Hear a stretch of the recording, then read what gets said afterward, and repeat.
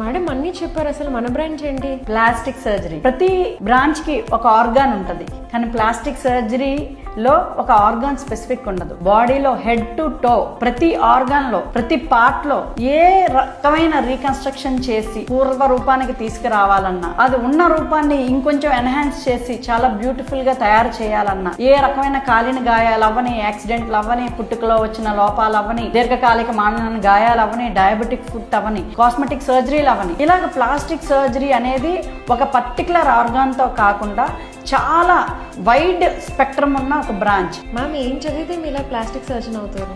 నాలా plastic surgeon అవ్వాలని ఉంటే ముందు MBBS 5.5 years కంప్లీట్ చేయాలి.